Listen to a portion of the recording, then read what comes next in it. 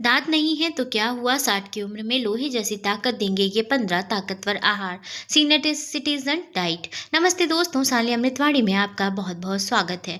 अगर आपके घर में भी माता पिता, दादा दादी या ऐसे कोई बुजुर्ग हैं जिनके दांत गिर गए हैं या कमजोर हो चुके हैं, तो यह वीडियो सिर्फ आपके लिए है। अक्सर बढ़ती उम्र के साथ यह पड़ाव सबसे बड़ी चुनौती बन जाता है, और जब उनके भोजन की बात आती है तो चबाने में तकलीफ होने के कारण धीरे धीरे वे खाना पीना बंद कर देते हैं। इससे उनके शरीर में कमजोरी, हड्डियों में दर्द, खून की कमी की शिकायतें रहने लगती हैं। हम उन्हें ताकतवर चीजें देना तो चाहते हैं, लेकिन चबाने की बेबसी के आगे रुक जाते हैं।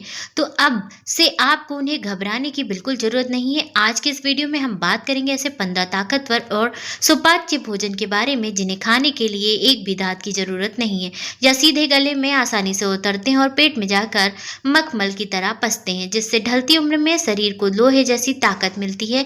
आइए बिना देर किए इन 15 चमत्कारी आहारों के बारे में जानते हैं। नंबर 1, रागी का दलिया। बढ़ती उम्र में हड्डियों का कमजोर होना एक आम समस्या है। रागी कैल्शियम का एक बहुत बड़ा प्राकृतिक खजाना है। बिना दांत वाले बुजुर्गों के लिए रागी का दलिया एक बेहतरीन तरल आहार है। रागी के आटे को पानी या दूध में तब पकाएं जब तक कि यह गाढ़े सूप की तरह ना बन जाए। यह पूरी तरीके से ग्लूटेन फ्री होता है, जिससे हाथों में चिपकता नहीं और पाचन में दुरुस्त होता है। इसमें मौजूद आयरन खून की कमी को तेजी से दूर करता है, और स्वाद और पोषण बढ़ाने के लिए इसमें थोड़ा गुड़ और खजूर का पेस्ट मिलाया जा सकता है। नंबर 2, उबली पालक और मैश किया हुआ पनीर। शरीर में खून और प्रोटीन की कमी को एक साथ पूरा करने के लिए यह मिश्रण अद्भुत काम करता है। पालक को अच्छी तरह उबालकर मिक्सी में पीस लें ताकि कोई भी डंठल गले में ना अटके। इसके बाद ताजे और मुलायम पनीर को हाथों से अच्छी तरह मैश करके पालक की प्यूरी में मिला दें। पालक में भरपूर मात्रा में आयरन और पनीर से उत्तम क्वालिटी का प्रोटीन और कैल्शियम सीधा मिलता है। इसमें हल्का नमक और थोड़ा सा देसी घी डालकर तैयार किए जाने पर इसका स्वाद और पोषण दोनों बरकरार रहते हैं। नंबर 3, मैश किया हुआ पका पपीता। उम्र बढ़ने के साथ बुजुर्गों का पाचन तंत्र सुस्त पड़ जाता है, जिससे कब्ज और गैस की शिकायत बनी रहती है। ऐसे में पूरी तरीके से पका हुआ, अच्छी तरीके से मैश किया हुआ पपीता किसी संजीवनी बूटी से कम नहीं है। पपीते में मौजूद पेपेन एंजाइम्स भोजन को पचाने में मदद करते हैं। इसमें मौजूद विटामिन ए, सी और ई आंखों की रोशनी और इम्यूनिटी को मजबूत बनाते हैं। इसे कांटे की चम्मच या मदद से एकदम पेस्ट कर लें और निकलते समय कोई भी परेशानी ना हो। नंबर 4, सत्तू का पतला घोल भुने हुए चने से तैयार।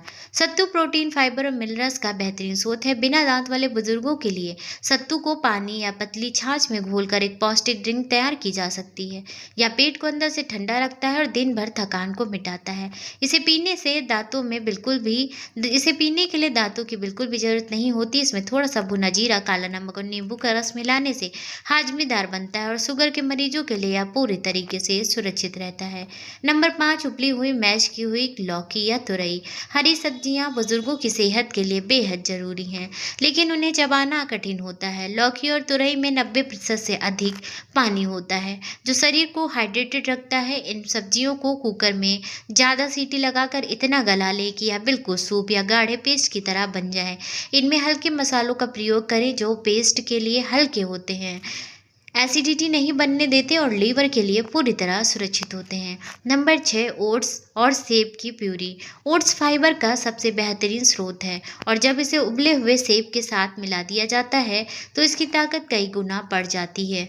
ओट्स को दूध या पानी में बिल्कुल मुलायम होने तक पकाएं। साथ ही सेब का छिलका उतार कर उबाल कर उसकी प्यूरी बना लें और ओट्स में मिला लें। यह दलिया दिल की सेहत के लिए बहुत अच्छा है, क्योंकि यह खराब कोलेस्ट्रॉल को नसों में जमने से रोकता है। सेब में मौजूद एंटीऑक्सीडेंट दिमाग की नसों को सक्रिय रखते हैं। नंबर 7, मूंग दाल की पतली और गली हुई खिचड़ी। जब सबसे सुपाच्य और संतुलित भोजन की बात आती है तो मूंग की दाल की खिचड़ी सबसे ऊपर आती है।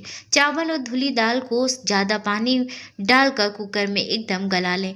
यह खिचड़ी शरीर की मांसपेशियों को ताकत देती है, और इसे पौष्टिक बनाने के लिए घिसी हुई गाजर या लौकी मिला सकते हैं।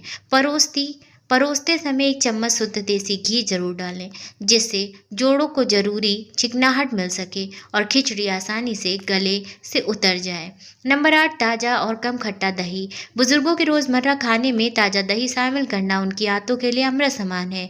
दही में प्रोबायोटिक्स पाचन शक्ति को बढ़ाते हैं और कैल्शियम और प्रोटीन का बढ़िया जरिया है, जो हड्डियों के दर्द को कम करता है। दही में थोड़ा सा भुना हुआ जीरा और काला नमक मिलाकर दोपहर के समय देना सबसे फायदेमंद रहता है।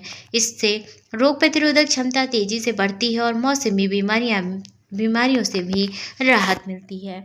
अब बात करते हैं पॉइंट नंबर 9 की, उबला हुआ और मैश किया हुआ शकरकंद। शकरकंद यानी मीठा आलू फाइबर और पोटेशियम का पावर हाउस होता है। इसे कुकर में उबालकर छीलकर चम्मच से बिल्कुल बारीक मैश कर लें या मुंह में जाते ही मक्खन की तरह घुल जाता है।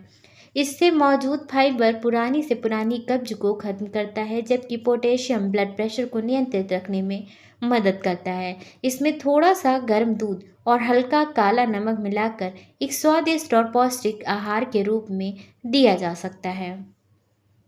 नंबर 10, कद्दू का मखमली सूप। पीले कद्दू का सूप या मैश बुजुर्गों के लिए बेहद हल्का और पौष्टिक विकल्प है। कद्दू को उबालकर मिक्सी में पीसकर एक मखमली सूप बना लें। यह विटामिन ए, सी और जिंक का बेहतरीन कॉम्बिनेशन है, जो गिरती हुई इम्यूनिटी को फौलाद जैसा मजबूत बनाता है। यह आंतों की सूजन को कम करता है और पेट में गैस नहीं बनने देता। रात के खाने में कद्दू का सूप देने से नींद भी बहुत अच्छी और गहरी आती है। नंबर 11, बेसन की पतली कढ़ी या पतला चीला। बेसन चने से बनता है और यह प्रोटीन का एक बहुत अच्छा जरिया है। बुजुर्गों के लिए बेसन की बिना पकौड़े वाली एकदम पतली और सादी कढ़ी बनाएं, जिसे वे सूप की तरह पी सकें, या फिर बहुत पतला और मुलायम चीला बनाकर दें। बेसन शरीर में जमा हुआ कोलेस्ट्रॉल कम करता है और हड्डियों को मजबूती प्रदान करता है। इसमें चुटकी भर अजवाइन और हल्दी जरूर डालें, ताकि यह पेट के लिए अत्यधिक सुपाच्य बन सके।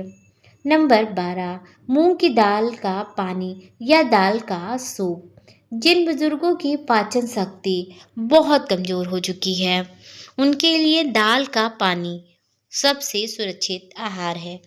मूंग या अरहर की दाल को ज़्यादा पानी में उबालकर छान लें। यह प्लांट बेस्ड प्रोटीन और मिनरल्स से भरपूर होता है, जो किसी भी बीमारी के साथ आने वाली कमजोरी को तेजी से दूर करता है। इसमें थोड़ा सा हींग और जीरे का तड़का लगाने से पेट की गैस पूरी तरीके से शांत होती है। नंबर 13, सूजी और केले का हलवा। जब बुजुर्गों का कुछ भी मीठा खाने का मन करे, तो सूजी और पके हुए केले का मिश्रण सबसे उत्तम है। सूजी को हल्की देसी घी में भूनकर दूध में जेली जैसा पका लें। इसे अच्छी तरीके से मैश कर लें और इसमें पका हुआ केला मिला दें। केले में मौजूद पोटेशियम नसों की कमजोरी को दूर करते हैं और मांसपेशियों के खिंचाव से राहत दिलाते हैं। केले की प्राकृतिक मिठास के कारण अलग से चीनी मिलाने की भी जरूरत नहीं पड़ती है। नंबर 14, गाजर और टमाटर का सूप।